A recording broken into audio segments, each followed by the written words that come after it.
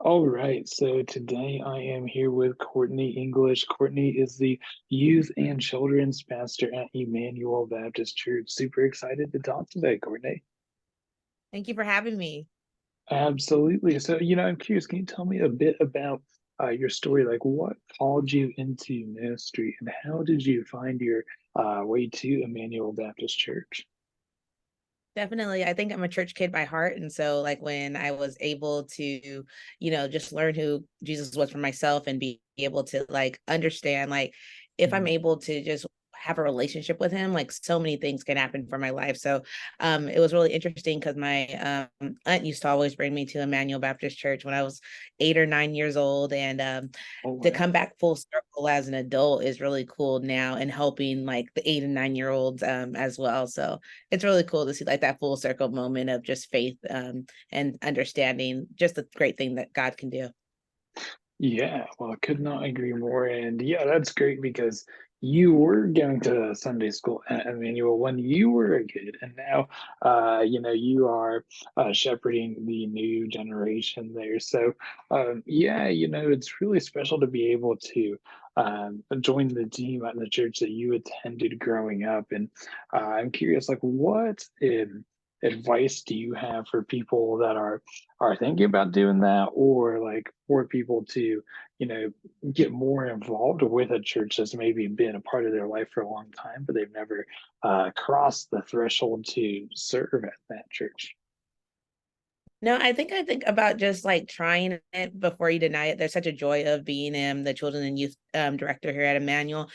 Just Yeah. because like you're able to help like kids understand a new faith that they may not have learned even at home and everything like that. And like we talk about all the time, like some people plant the seed, some people water it, some, ultimately Mhm. bring, so much more to a child's development. But just like trying it, even if it's like not being a director, but like being a teacher, being a volunteer, being someone that does something at home too. I think that's super helpful because you never know how many times people need, snacks and everything. Like, how can you serve just to serve the next generation? Yeah, could not agree more. And yeah, the home is very important. Very important to focus on ministry that turns into a conversation at home after the weekend. So, what tips do you have for kids pastors for cultivating some of those conversations at home with kids and parents about faith? Definitely. I think the parents should really just know what's happening even in class. Like they should know what are the truths, what are the guiding principles that we've learned. I know so Mhm. often, like even before we actually start our lesson, parents can see that our classroom is decorated and they're like, oh, what are we getting into? And it's like, I'll let them know. And then even when they leave, it's like, hey, don't forget to tell your trusted adult. That's what we call our family here at Emmanuel, because we just don't know who their trusted Yep. adult might be. But Yeah. it's just one of those things where we just say like, hey, don't forget to tell them the Bible verse, or don't forget to do this, and don't forget to do this. And so I like really just encourage them so that they can be ready for the next following week. And then that conversation Yeah. doesn't just end when they leave the parking lot. It's a consistent thing that happens over and over again. Absolutely. Yeah. Could not agree more. It's like, hey, this conversation does not end at the parking lot. And also importantly, like focusing on getting kids to, come back, like retaining of families, people coming to church. So, kids ministry is a pivotal part in that. What strategies have you kind of used? What tips do you have for just retaining kids and families? Communication is key, letting them know what's going on, what's coming upcoming. I think that's really, really key for just retaining families, but also just like showing them pictures, showing their growth, showing the things that they've been able to learn and everything. So I think it's just like the Mhm. communication piece, letting kids know what's going on. One thing that we do at Emmanuel is like not only are kids in just the children's area that we have, but they also on fourth Sunday they get to go into the main big sanctuary as well. And so it really just bridges So, the gap between, the students and their parents, but also, excuse me, their trusted adults, but also just the students and our greater community as well. yeah, absolutely. Well, that is great to hear. And, I'm kind of curious, like, when it comes to just like goals and planning and stuff, there's always recruiting volunteers. That's always a big constant to-do list item for family ministry leaders. So, what tips do you have for recruiting volunteers? And then, what are some of your other just short and long term goals at Emmanuel?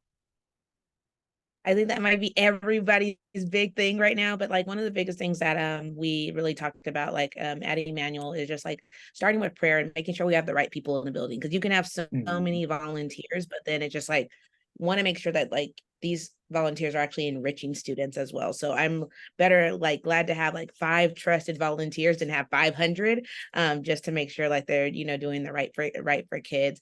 I would say just opening up the way to volunteer. Like I said Mhm. before, like some volunteers are going to be your teachers, some are going to be your Yeah. teacher assistants, some are going to be the ones that are going to help with praise and worship, and just being open to open those things up. We even have volunteers that come early in the morning that we don't see, but that just pray over our building and making sure like that the right kids come at the right time and the right teachers are there too, just to intercede on our behalf. So like making the volunteers more obtainable as well. And Mhm. I think some of our short-term goals is we have 3 different classes right now: middle school, high school, and elementary school. So just making sure we have Mhm. consistent teachers for those groups. We know that like consistency is kindness for our kids. So like when they're able to see a consistent face, they're going to be able to even share more and be able to learn more and do more.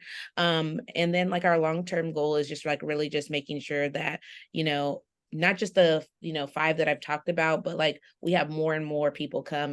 Most recently, Yeah. our worship pastor and our pastor of our church came and actually taught a lesson, and I think that's why Playlister works so good with us because like it was just like plug and go, right? And so like I think that was Mhm. really cool because it was just more of like how do they actually enrich the lesson and everything like that versus like building a brand new lesson. And they're like, this is not like how the old school was before. And I'm like, yeah.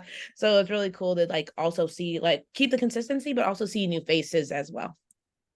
Yeah, absolutely. Well, that is great to hear, and we appreciate the chance to help, as you teach and stuff. And that's really cool to have the, senior pastor come in and give a lesson. I'm gonna have to share that idea because, yeah, I like that one. And, I really like what you said there. Consistency is kindness, like focusing on consistency. Like, hey, just have a volunteer very engaged and serving for a long time. Kids seeing that same volunteer as opposed to like, hey, it's you keep trying to recruit more and more and more volunteers. So, you're kind of talking about enabling the just making it easy to become a volunteer, helping people test waters and try that out because we don't want someone to volunteer for preschool ministry one weekend, not like it, and then they're like stuck there for a whole month, and then they run away. So like, what Definitely. tips do you have for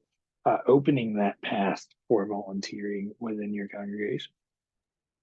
I always ask them when they come to volunteer, I was like, what are you interested right now? Because like some of my trusted adults, like they have kids that are in elementary. So like, oh, I want to be away from my elementary school child for a minute. I'll move to middle school or high school. And then Mhm. some will be like, I my sweet spot is middle school, but they realize, no, actually I want to talk a little bit more in depth. I want to go to high school. So they have like those opportunities as well. But Yeah. also just like kind of just naming like, okay, on first and third Sunday, you are going to be in high school. On second and fourth Sunday, you can, go to elementary and you're not going to teach this time. You're going to be the aide or the person to help. So they're able to just kind of see what makes the most sense. I also do a lot before I'm just like letting them out into the wild, I would say. It just like I do a lot of just like watch me, model with me, understand with me, as well. Watch me do this so that then you can do it. So like the maybe first or Mhm. 2 or 3 times together, ultimately they're just watching us do the work that we need to do. And then they're like, okay, I understand, I get this, I see how this moves to this, how this moves to this. And then ultimately, like then it's like, okay, do you want to practice this? Do you want to try this as well? Yeah, absolutely. Well, I really like that idea of, hey, what are you interested in? Let's try that. How'd that work? Should we try this as well? So, yeah, really like that. And, I'm curious kind of what are some just values that you and the team at Emmanuel operate by in order to really just set like, hey, here are our values we operate by, and this is how we try things like that.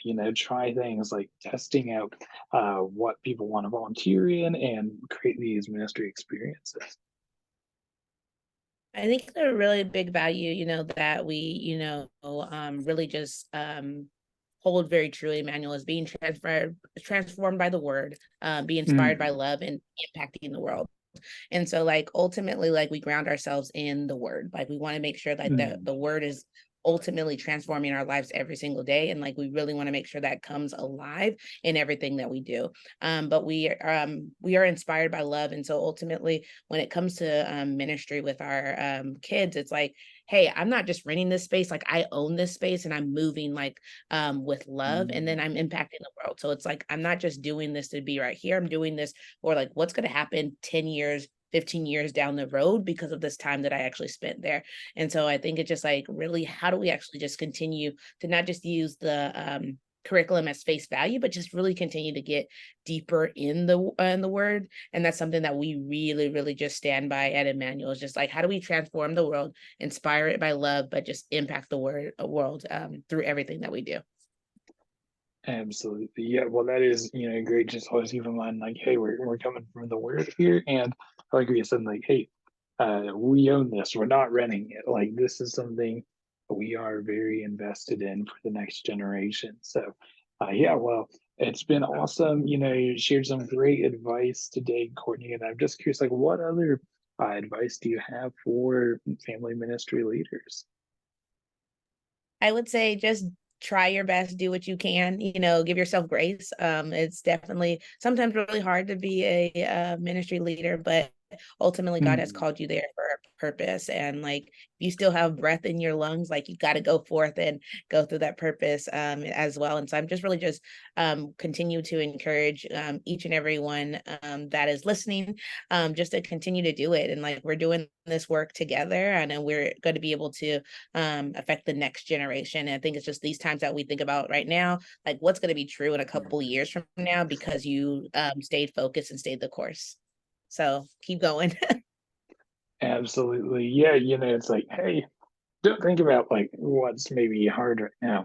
What's gonna be the result of this in more than a few years, maybe even a decade down the line. So yeah, well, appreciate you sharing so much, Courtney, and I know these insights will help a lot of kids and ministry leaders. So yeah, thank you so much for sharing so much today.